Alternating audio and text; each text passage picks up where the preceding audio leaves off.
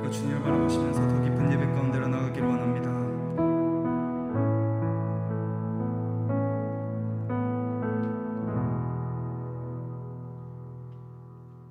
여호와를 의리하고 선을 행하라. 땅에 머무는 동안 그의 성실로 먹을 거리로 삼을지어다. 또 여호와를 기뻐하라. 그가 내 마음의 소원을 내게 이루어 주시리로다. 내 길을 여호와께 맡기라. 그를 의지하면 그가 이루시고 내 의를 빛같이 나타내시며 내 공의를 정오의 빛같이 하시리로다. 여호와 앞에 잠잠하고 참고 기다리라. 자기 길이 형통하며 악한 꾀를 이루는 자 때문에 불평하지 말지어다. 아멘. 우리의 믿음 신앙 사도신경으로 함께 고백하겠습니다. 나는 전능하신 아버지 하나님 전지의 창조주를 믿습니다. 나는 그의 유일하신 아들 우리 주 예수 그리스도를 믿습니다. 그는 성령으로 잉태되어 동정녀 마리아에게서 나시고 본디오 빌라도에게 고난을 받아 십자가에 못 박혀 죽으시고 장사된 지 사흘 만에 죽은 자 가운데서 다시 살아나셨으며 하늘에 오르시어 전능하신 아버지 하나님 우편에 앉아 계시다가 거기로부터 살아있는 자와 죽은 자를 심판하러 오십니다. 나는 성령을 믿으며 거룩한 공교회와 성도의 교제와 죄를 용서받는 것과 몸의 부활과 영생을 믿습니다. 아멘. 찬송가 38장 찬양하겠습니다.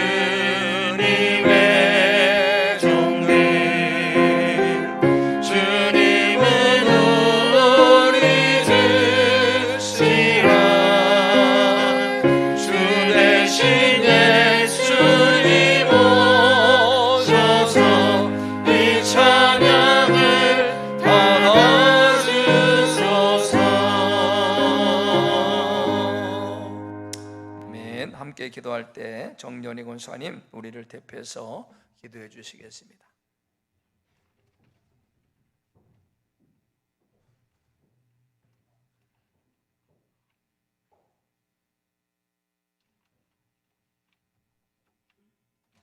신 하나님, 허물과 죄로 얼룩진 저희들을 용납하시고 택하시사 거룩하고 복된 날 주님 전에 나와 예배드리게 하시니 감사합니다.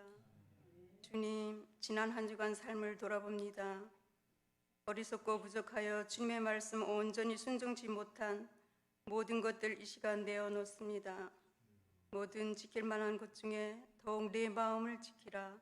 생명의 근원이 예서남이라 하신 주님, 우리의 어리석고 사악함을 용서하시고 마음과 생각을 지킬 수 있도록 주장하여 주시옵소서. 살아계셔서 역사하시는 주님, 이곳에 하나님의 뜻과 계획 가운데 세우신 귀한 제단 너무 감사합니다. 온 성도가 성령 충만함으로 주님 주시는 열정으로 앞으로 이 지역의 많은 영혼들을 전도하여 구원의 방주의 사명 잘 감당하는 교회 되기를 원합니다. 특별히 젊은 세대와 청년 세대들이 크게 부흥되어 젊은 일꾼들이 많이 세워지게 하시고 새 신자들이 잘 적응하여 귀한 일꾼으로 쓰임받게 하옵소서. 능력의 주님, 기름 부어 세우신 귀한 목사님, 영육간에 강건케 하시며 늘 성령의 기름을 부으사 맡겨주신 양들에게 풍성한 꼴을 먹이며 실만한 물가로 인도하기에 부족함이 없도록 능력으로 함께하여 주시옵소서. 사모님도 목회의 동력자로 세우셨사오니 주님 주신 사명 잘 감당할 수 있도록 속히 건강 회복시켜 주시기를 원합니다.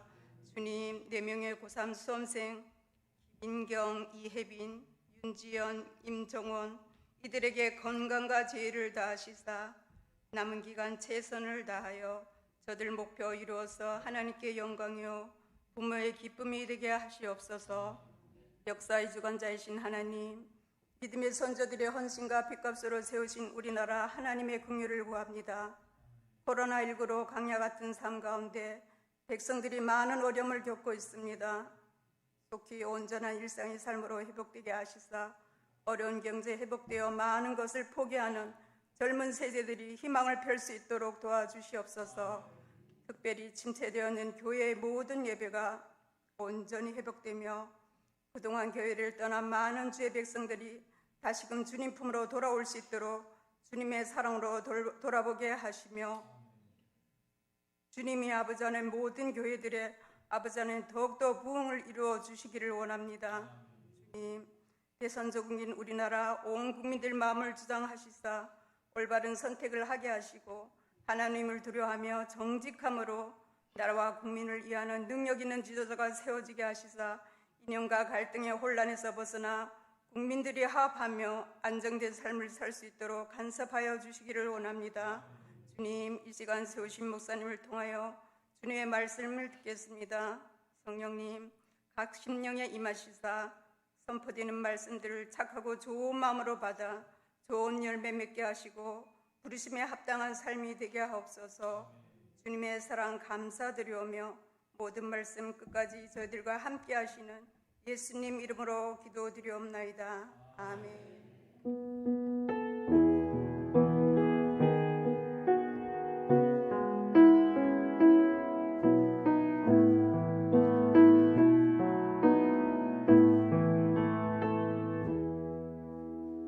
아멘. 오늘 함께 상고할 하나님의 말씀은 신약성경 요한복음 8장입니다. 요한복음 8장 1절에서 11절 한 절씩 교독하겠습니다. 예수는 감람산으로 가시니라. 아침에 다시 성전으로 들어오시니 백성이 다 나오는지라 앉으사 그들을 가르치시더니 서기관들과 바리새인들이 음행 중에 잡힌 여자를 끌고 와서 가운데 세우고 예수께 말하되 선생이여 이 여자가 간음하다가 현장에서 잡혔나이다. 모세는 율법에 이런 여자를 돌로 치라 명하였거니와 선생은 어떻게 말하겠나이까? 그들이 이렇게 말함은 고발할 조건을 얻고자 하여 예수를 시험함이러라.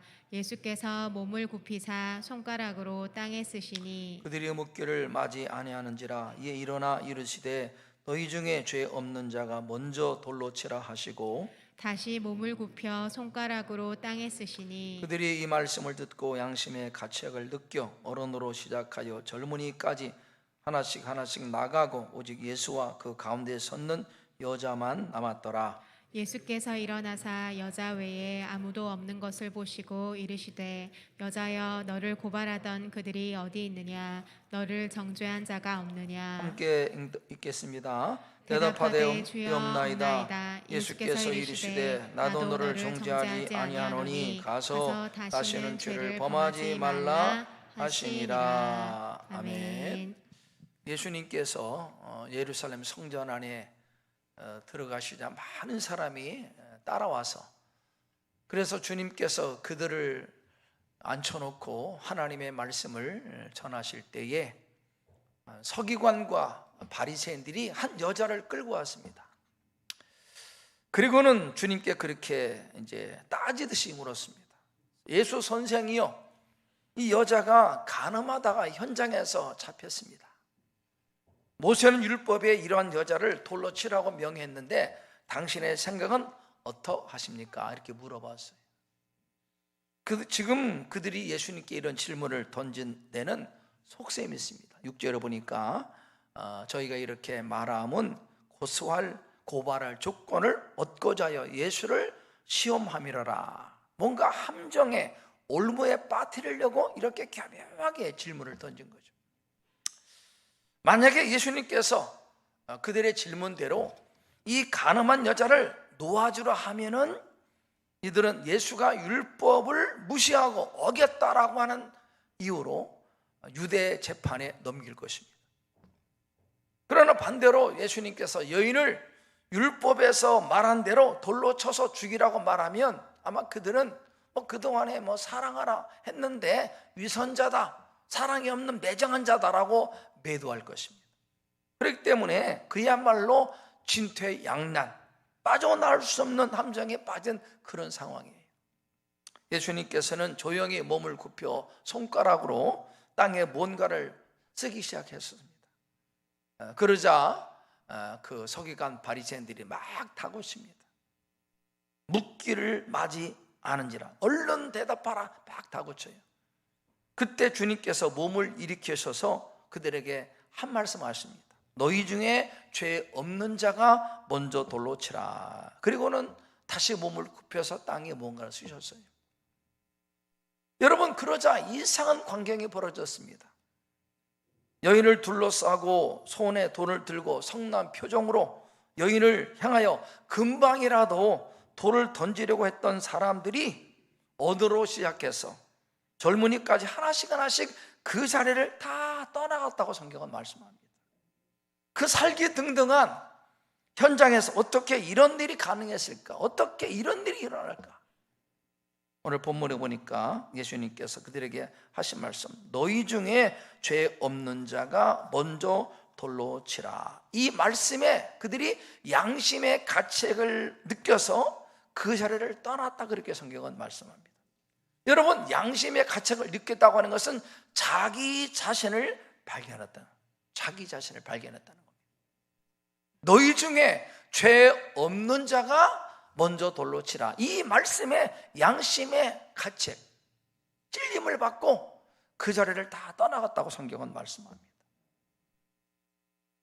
여러분, 여인을 향해 돌을 던지려고 했지만 그 주님의 말씀을 통해서 자신의 모습, 여인보다 더 추한 탐욕, 정욕, 음란, 거짓, 온갖 불의, 교만함, 부정함, 온갖 죄악들이 가득한 자신의 모습을 봤다는 거예요. 여러분, 세상에 죄 없는 사람이 어디 있습니까? 여러분 중에 나는 죄 없습니다 라고 말할 사람이 있습니까? 아무도 없어요.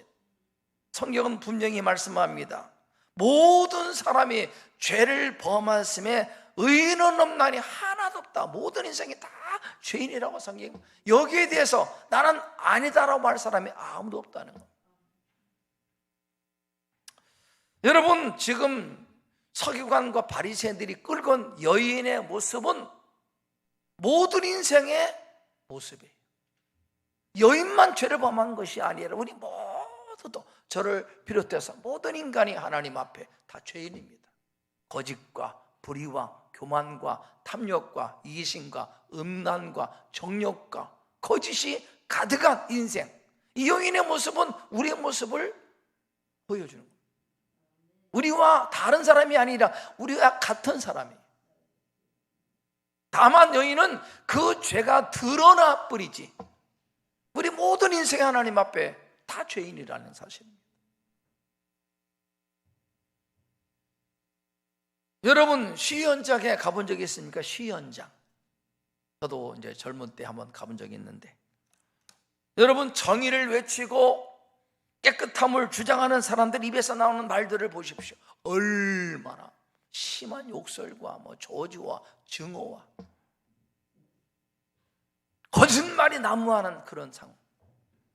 그들의 마음은 교만함과 이신과 탐욕과 음란과 거짓과 불의가 가득합니다. 그러면서도 막 정의를 외치고 깨끗함을 외치는 거예요.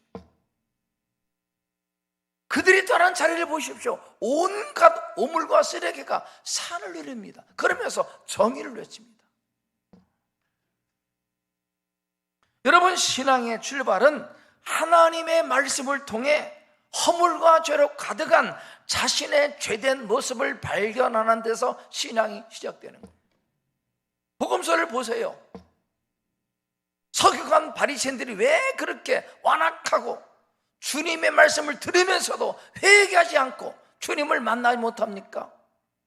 이유는 자기들 의롭다는 겁니다. 자기들은 죄 없다는 겁니다. 자기의 의, 나는 하나님 앞에 당당하다, 나는 죄가 없다 라고 하는 자기의 의가 주님의 말씀을 깨닫지 못하고 주님을 만나지 못하는 이유가 됨을 우리가 알 수 있습니다. 때문에 신앙의 출발은 나는 죄인입니다, 하나님의 말씀에 비춰보니까 얼마나 저한 죄인인지 나는 죄인입니다 라고 하는 자각에서부터 신앙의 시작이 시작되는 거예요. 그들이 예수님의 말씀을 듣고 양심의 가책을 느껴서 한 사람 한 사람 다 자리를 떠나고 오직 예수님과 그 가운데 서 있는 여자만 남게 되었습니다. 그때 주님께서 이렇게 말씀하셨습니다.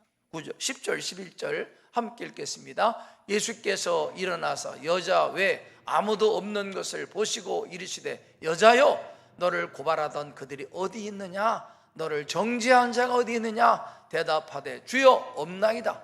예수께서 이르시되 나도 너를 정죄하지 아니하노니 가서 다시는 죄를 범하지 말라 하시니라.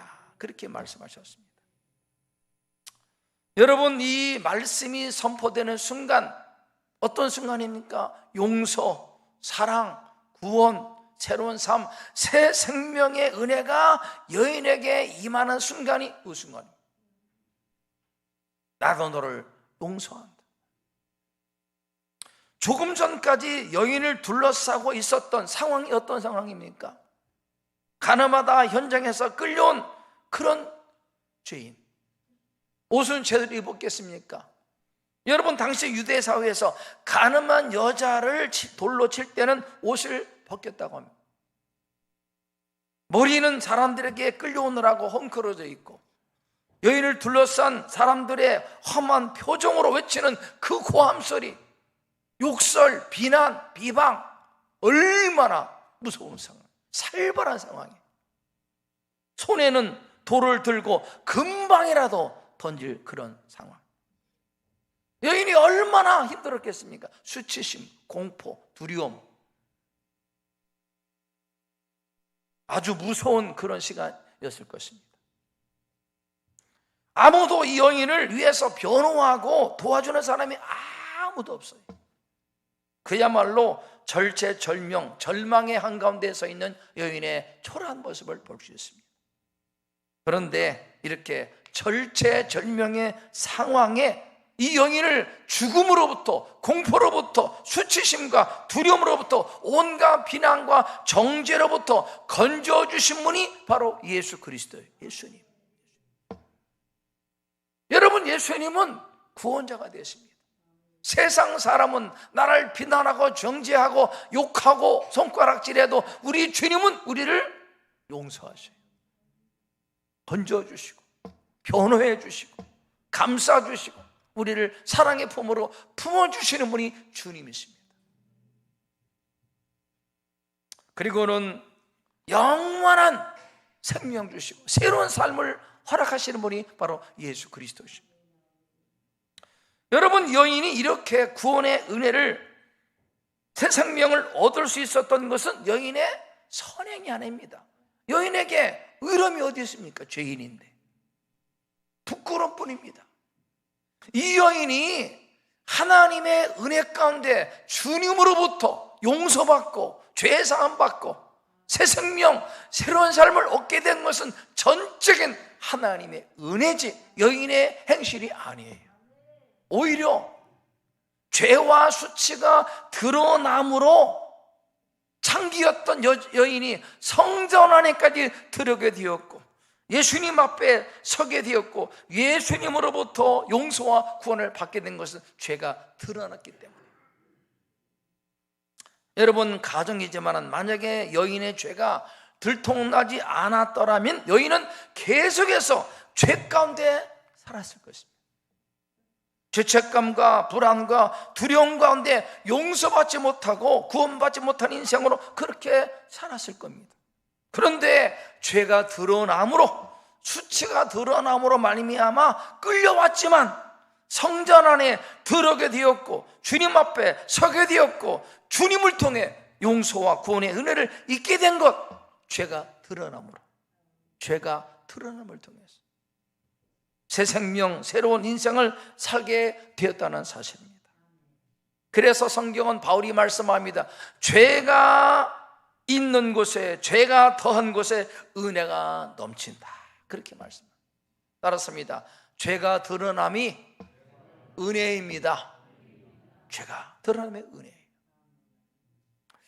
농촌교회 한 안수 집사님이 계셨는데 안수 집사님의 고민이 있습니다. 담배를 못 끊는다, 담배를. 아마 여러분 중에도 담배 때문에 고민하는 분이 있을 줄 몰라요. 담배 참 끊기 어렵죠. 술보다도 담배 끊기가 더 어렵다고 합니다. 이 집사님이 이래서는 안 되는데 하면서도 못 끊는 거예요. 이래서는 안 되는데 못 끊는 거예요. 여러분, 옛날 그 시골 변소는 재래식입니다. 어떤 경우에는 그 오물을 모아서 이렇게 비료, 거름에다 쓰기도 하는 것이 옛날 시골 변소였잖아요. 그러다 보니까 오물이 쌓이면서 가스가, 메탄가스가 가득 찹니다.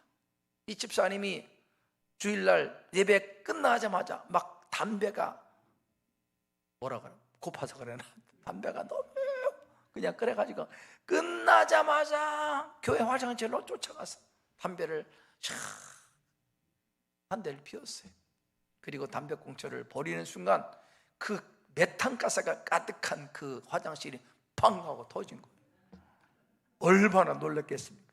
성도들도 갑자기 교회 화장실에서 뻥 소리가 놀래가지고 가보니까 안수사님이 담배 피다가 그 일을 당한 거예요. 얼마나 창피, 망신. 안수 집사님이 얼마나 망신스러워요. 여러분, 두 가지 선택이 있습니다. 하나는 너무너무 창피하다, 교회를 떠나겠다, 그럴 수 있어요. 그죠? 또 한 가지는 정신을 차리고 회개하고 이제 정말 담배 끊고 내가 진짜 신실한 사람으로 살겠다, 이렇게 선택할 수 있습니다. 근데 이 집사님이 두 번째 선택했습니다. 망신은 당했지만은 깨달음, 하나님의 경고다, 경고. 그래서 이 사건을 통해서 담배 끊고 새로운 인생, 신앙인으로 거듭나되었다는 그런 이야기가 있어요. 여러분, 만약에 그런 일이, 그런 수치와 망신이 일어나지 않았다면 이 집사님은 지금도 여전히 계속 담배를 피우고 있을 것입니다. 양심의 가책을 느끼면서도 계속 담배를 피우고 있을 거예요. 그런데 그 사건 때문에 망신을 당했지만은 인생이 새로워졌어요. 그래서 죄가 드러남이 은혜라는 거예요. 여러분, 성경은 하나님의 구원 역사를 보면은 하나님은 허물과 죄를 드러나게 하시고 깨닫게 하시고 그래서 용서하시고 치유하시고 새로운 삶을 살게 하는 것이 하나님의 구원 역사입니다. 죄를 드러나게 합니다. 여러분, 구약 성경에 위대한 왕이었던 다윗왕, 이 다윗이 왕의 권력을 이용해서 남편이 있는 여인을 취하고 그 죄를 감추려고 충성스러운 군인이었던 그 남편을 최전방에 임원해서 교묘하게 접근해서 그 남편을 죽여버립니다. 간음죄를 범하고 살인 교사죄를 범하고 얼마나 좋은 죄를 범했는데, 그리고는 아무렇지 않은 것처럼 그렇게 삶을 사는 겁니다. 아무 일 없었던 것처럼 태연하게 왕으로서 행세하는 겁니다. 하나님께서 나단을 보내서 다윗의 그 죄를 신랄하게 무섭게 책망하십니다. 그 나단 선지자의 죄의 책망을 받고 다윗이 무릎을 꿇고 내가 하나님 앞에 죄를 범했습니다. 자백해. 하나님께서 그 죄를 용서하시고 그 인생을 새롭게 하셨습니다. 여러분, 죄가 드러남이 수치가 아닙니다. 하나님의 은혜거든요. 다윗이 이 사건 이후에 시편 32편에 이렇게 고백합니다. 허물의 사함을 받고 자신의 죄가 가려진 자가 복이 있다. 여러분, 죄를 감추고 은편한 자가 복 있는 것이 아니라 오히려 죄가 드러나 깨닫고 그 죄를 용서받는 자가 복이 있다, 그렇게 말하고 있습니다. 예레미야 선지자는 1장 10절에 그렇게 말씀합니다. 한번 읽겠습니다. 보라, 내가 오늘 너를 여러 나라와 여러 왕국 위에 세워 내가 그것들을 뽑고 파괴하며 파멸하고 넘어뜨리며 건설하고 심게 하였느니라 하시니라. 여러분, 하나님은 뽑고 파괴하고 파멸하고 넘어뜨리고 그리고 건설하고 새롭게 일으키십니다. 뽑히고 무너지는 것 고통스럽지만은 오히려 그를 통해서 내 인생을 새롭게 하셔요. 새롭게. 죄가 드러남이 고통스럽고 수치스럽고 힘들지만은 그러나 그 죄를 말미암아 나를 새롭게 하십니다. 새롭게 하십니다. 2019년 12월에 발생한 이 코로나 사태가 우리 나라뿐 아니라 전 세계 우리나라 많은 사람들이 너무나 고통을 많이 받았습니다. 특별히 한국교회가 너무나 많은 어려움을 겪어하는 거예요. 뉴스를 열면은 매번 하는 말이 교회발 코로나. 마치 교회가 코로나 온상지인 것처럼 그렇게 한국 사회에 교회가 엄청나게 비난을 많이 받았습니다. 교회발 코로나. 마치 사람들에게 끌려나온 여인처럼 국민들로부터 수많은 지탄과 정죄와 수치와 모욕을 받은 것이 한국교회입니다.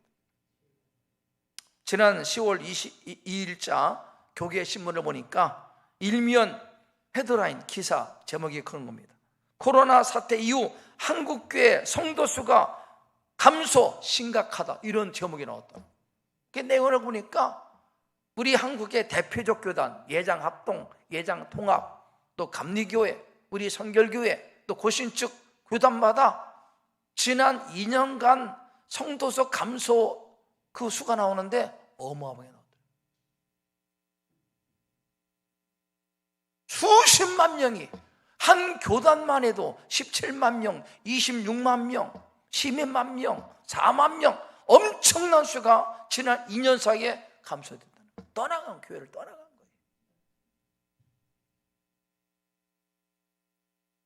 여러분, 코로나 사태 이후에 믿음의 양극화 현상이 나타났습니다.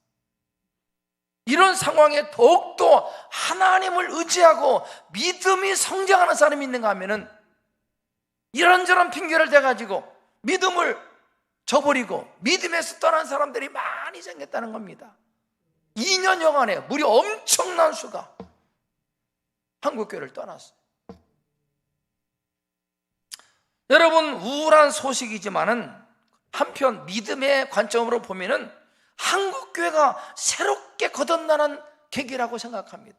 새롭게 거듭나는 계기. 많은 사람이 떠났지만은 한편은 하나님께서 한국교회를 새롭게 하십니다.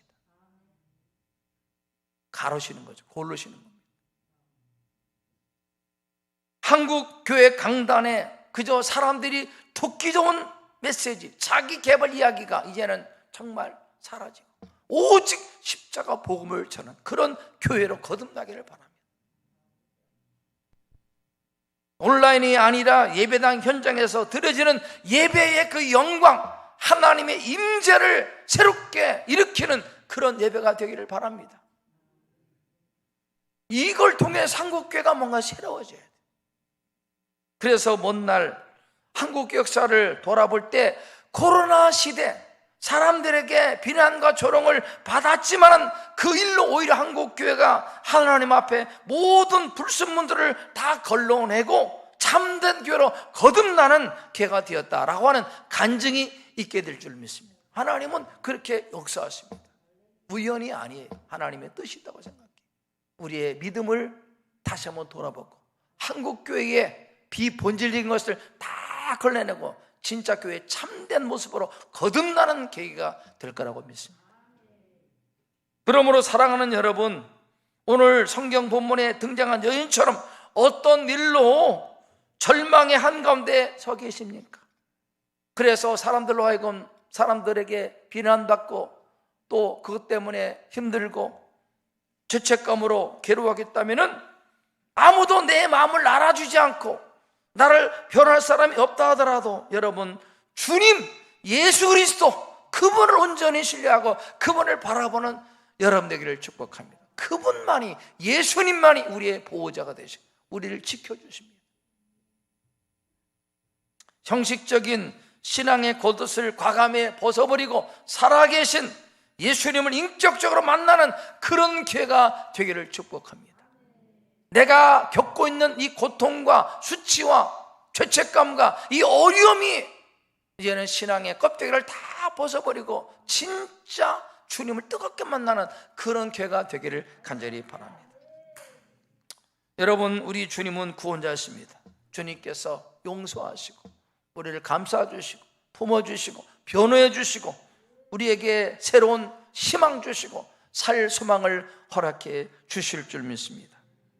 바울은 고린도서 1장 8절 9절에 이렇게 말합니다. 읽겠습니다. 형제들아, 우리가 아시아에서 당한 환난을 너희가 모르기를 원하지 아니하노니 힘에 겹도록 심한 고난을 당하여 살 소망까지 끊어지고 우리는 우리 자신이 사형 선고를 받은 줄 알았으니 이는 우리로 자기를 의지하지 말고 오직 죽은 자를 다시 살리시는 하나님만 의지하게 하심이라. 마음의 사형 선고, 살 소망이 끊어졌습니다. 절제절명 속에서 뭘 깨닫습니까? 더 이상 나를 의지하지 말고 죽은 자를 살리시는 하나님을 의지하자 깨달은 거예요. 여러분, 마음의 사형 선고, 절망이다. 절망, 희망이 없습니다. 살 소망이 끊어졌습니다. 그때 바울은 이제 하나님만 바라보자, 주님만 의지하자. 그게 살 길입니다. 그게 소망이에요. 소망. 여인에게 희망이 어디 있습니까? 아무 희망이 없어요.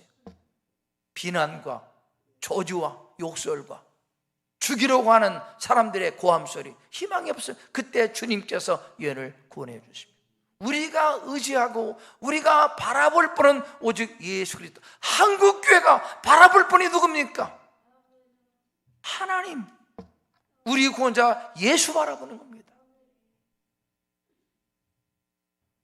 11절 손에 돌을 들고 여인을 향해 성난 표정으로 비난하고 정죄하던 사람들이 다 자리를 뜨고 주님과 여인만 남았을 때 주님께서 말씀하십니다. 나도 너를 정죄하지 아니하노니 가서 다시는 죄를 범하지 말라.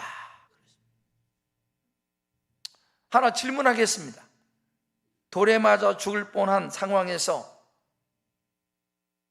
구원받은 여인이 가서 또다시 같은 죄를 범할 수가 있겠습니까? 또 하나, 그와 같은 죄를 범하는 다른 사람을 비난하고 정죄할 수 있겠습니까? 어떻습니까? 그럴 수 없는 거예요. 안 되는 일이죠. 그런데 오늘 우리의 모습을 보면은 그렇게 죄와 허물로 죽은 인생 용서받고 건진받고 새 생명을 얻었는데 우리는 또 죄를 반복하고 있습니다. 그래서는 안 되는데, 너무나 크신 하나님의 사랑과 용서 은혜를 입었는데 바리새인처럼 다른 사람의 허물과 죄를 여전히 비난하고 정죄하고 있어요. 우리가 그래요. 우리가 이럴 수가 있는 겁니까? 근데 인간은 그럴 수가 있는 존재. 여러분, 우리 안에 있는 이 죄성이 얼마나 무서운지, 그런 죽을 상황에서 건짐을 받고 용서받았는데도 여전히 같은 죄를 반복하고 여전히 다른 사람을 비난합니다. 이럴 수 없는데 우리가 그렇다는 겁니다. 왜? 우리 안에 죄성이 얼마나 무서운지. 죄성. 여러분, 죄는 집요합니다. 끈질기고 포기하지 않습니다. 내 의지로 이 죄를 이길 수가 없어요. 없어요. 오죽하면은 그 바울도 오라 곤고하다. 나는 선을 행하기 원하는데 내 안에 또 다른 내가 나를 죄로 끌고 가는 거나 괴롭다는 겁니다. 누가 나를 건져줄까? 괴롭다는 거예요. 여러분, 다짐하고 결심해도 또 죄의 길로 들어서는 것이 인간의 죄성. 조금만 방심하면 죄가 정력이 나를 미혹해서 죄의 길로 끌고 가는 것이 우리 안의 죄입니다. 너무너무 죄가 집요합니다. 포기하지 않아요.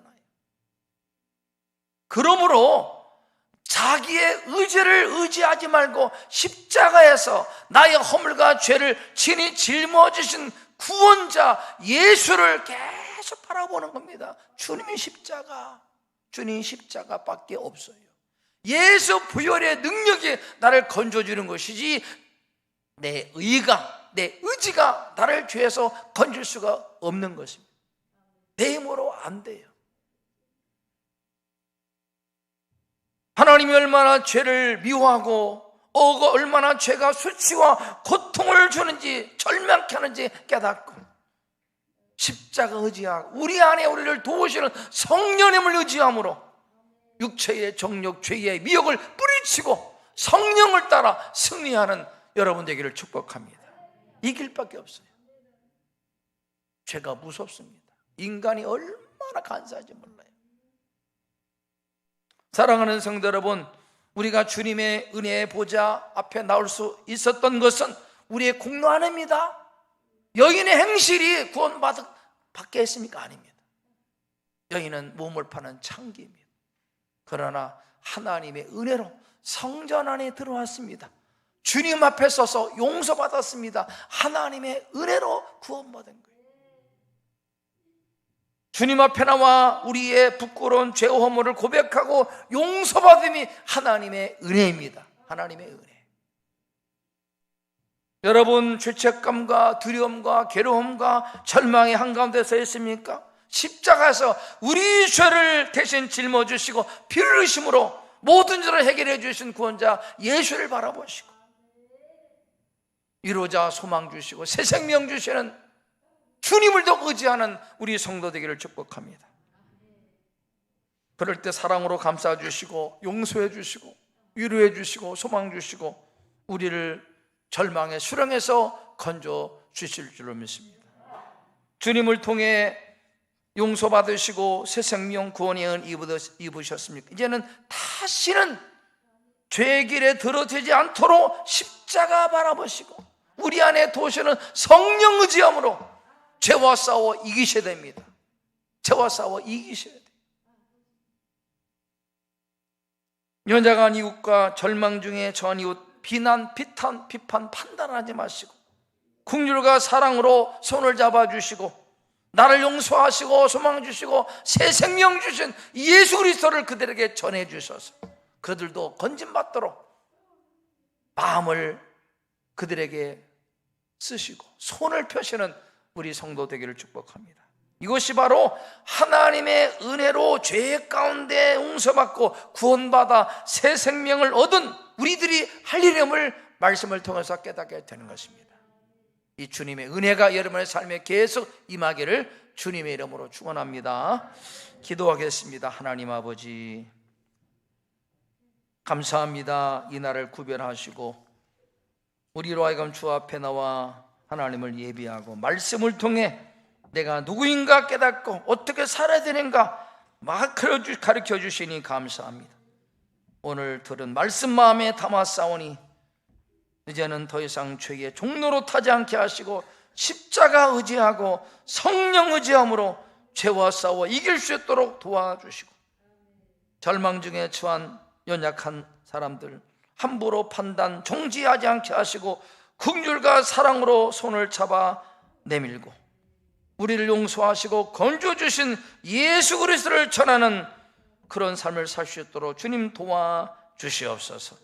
감사합니다. 존귀하신 예수 그리스도의 이름으로 기도드리옵나이다. 아멘. 함께 찬송가 부르겠습니다.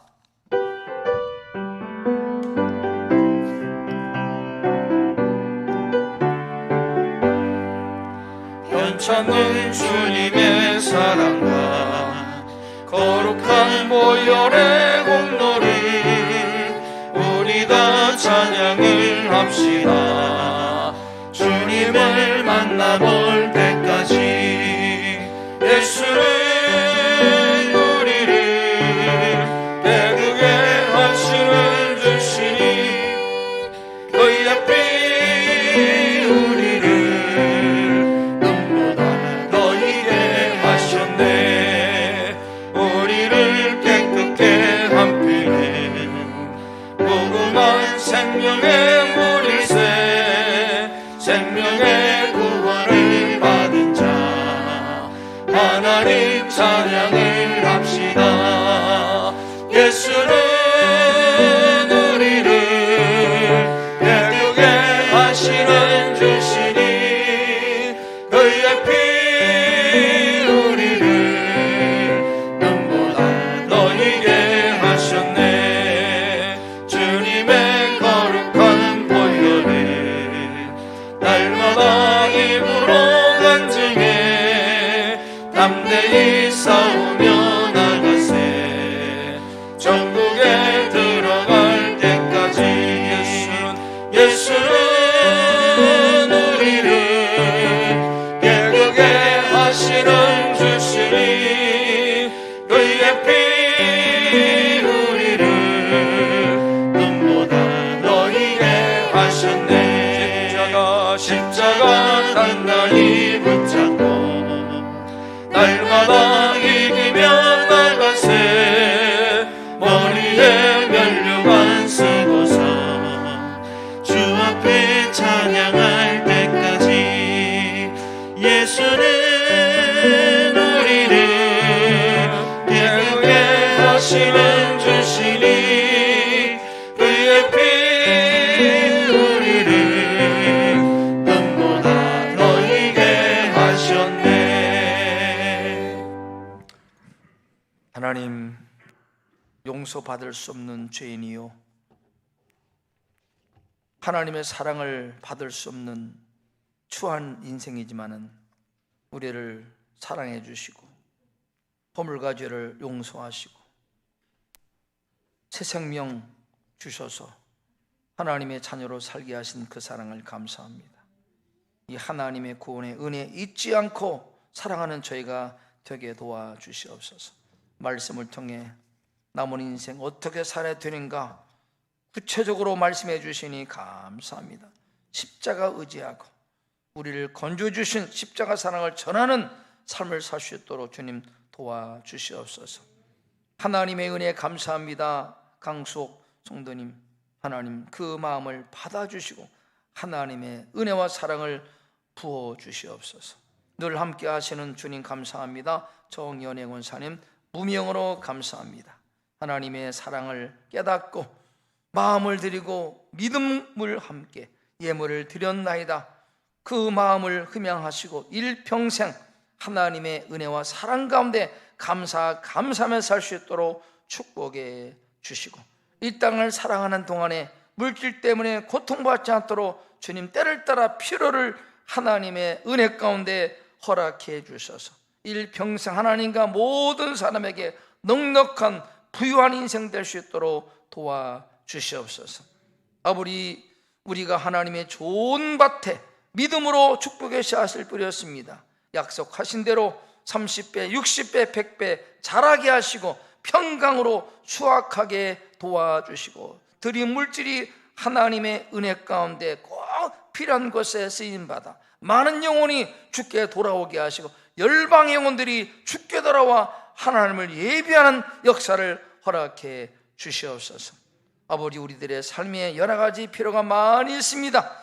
주께서 아시오니 때를 따라 주께서 은혜 가운데 허락해 주시옵소서. 축복의 통로가 되는 삶을 살게 도와주시옵소서. 예물을 드리면서 마음의 소원도 주 앞에 아리온나이다. 그 소원 하나님께서 기억하시고 하나님의 방법으로 얻고 응답하시고 주님 영광 받아 주시옵소서. 감사하며 존귀하신 우리 구주 예수님의 이름으로 축복하며 기도드리옵나이다. 아멘. 교회 소식을 전해드리겠습니다. 오늘부터 제3기 새가족반을 시작하는데요, 7주간입니다. 오전 예배 이후에 오후 1시 30분부터 목양실에서 있습니다. 복음이 주는 풍성한 삶을 알기 원하는 새가족과 기존 성도들도 함께 참여할 수 있습니다. 오후 1시 30분에 목양실에서 7주간 새가족반이 있습니다. 기억하시고 기도해 주시 바랍니다. 수요일날은 창세기 말씀을 공부합니다. 창세기 참 은혜가 있는 그런 말씀인데, 나오셔서 함께 말씀으로 은혜 받고 말씀으로 또 신령적으로 무장되는 그런 기회가 되기를 바랍니다. 금요 기도에 있습니다. 나오셔서 함께 기도해 주시고, 2022년도 대입 수험생들 우리 임정원, 김인경, 이혜빈, 윤지연 11월 18일 날 수능이 있는데 여러분 기도해 주시 바랍니다. 남전도회 전국연합회 전국대회가 이번 주 29, 30 금토 덕산 스플라스 리썸에서 있습니다. 김상진 장로님에게 문의해 주시 바랍니다. 열방과 함께하는 2021년 다니엘 기도회가 11월 1일부터 21일간 있습니다. 매일 저녁 8시부터 있는데 여러분 4번마다 큰 은혜가 있었습니다. 이번에도 시간 내서 참여하셔서 다시 한번 이 가을에 여러분의 영혼이 풍성해지고 또 열매 맺는 그런 기회가 되기를 축복합니다. 이번 주 수요일 생명숲교회 임직자 설교 단역에서 기도해 주시 바랍니다. 다 이 시간 일어나셔서 서로를 축복하겠습니다.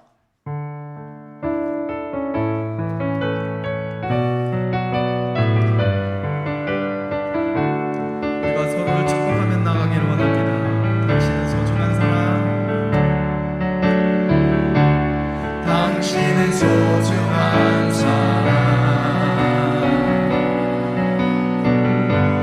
당신은 존귀한 사람,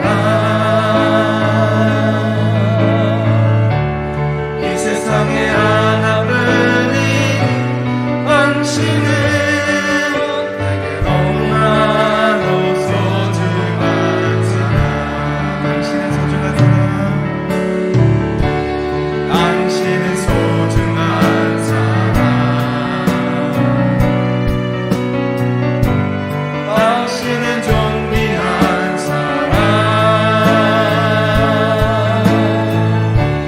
이 세상에 하나뿐인 당신은 너무나도 소중한 사람, 그런 당신을 사랑해요. 그런 당신을 축복해요. 사랑받기에 마땅한 당신을 제 이름으로 사랑합니다. 제 이름으로 사랑합니다. 제 이름으로 사랑합니다.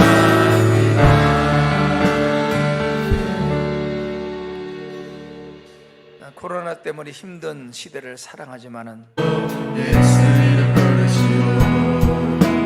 그 이름을 믿는 자, 그 이름을 부르는 자, 그가 어떤 사람이 능히 구원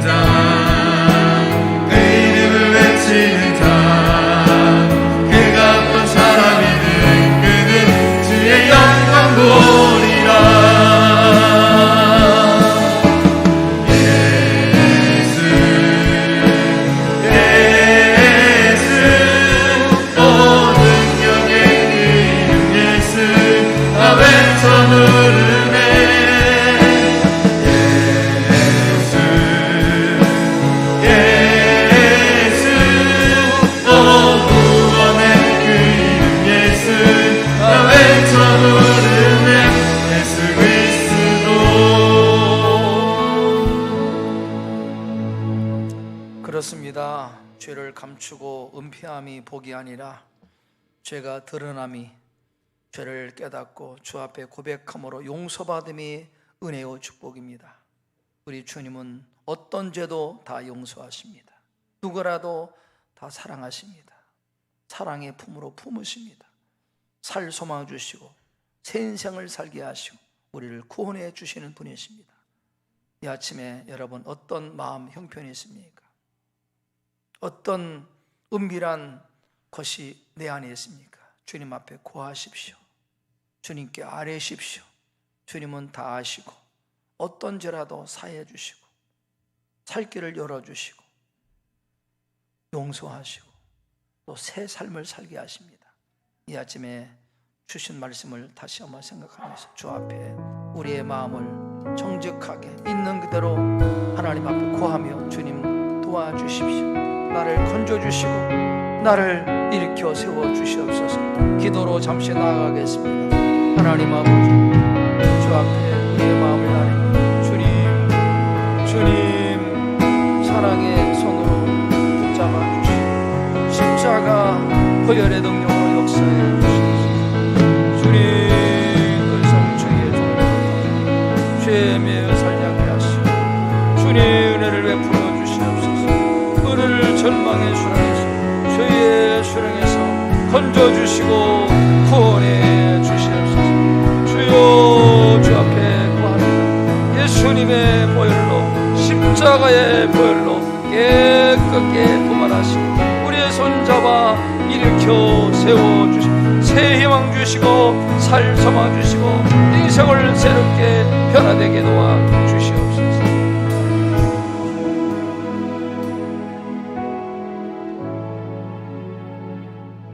어떤 죄라도 십자가의 은혜로 용서해 주시고 누구라도 품에 품으시고 사랑해 주시고 용서하시고 소망 주시고 절망의 수렁에서 건져 주시는 우리 주님을 찬양합니다. 인생 광야길 매 순간마다 자기를 의지하지 말고 구원자 주님을 의지하는 저희가 되게 도와주시옵소서. 지금은 십자가에서 피 흘려 몸짓겨 우리의 모든 죄를 다 사하시고 우리를 건져 주신 구원자 예수 그리스도의 은혜와 하나님의 무한한 영원한 사랑하심과 성령님의 감화 감동 교통하심이 매 순간마다 십자가 의지하겠습니다. 예수 바라보겠습니다. 다짐하는 하나님의 권속들 가운데 한국교회와 열방의 민족 가운데 영원히 함께 하시기를 간절히 축원하옵나이다. 아멘.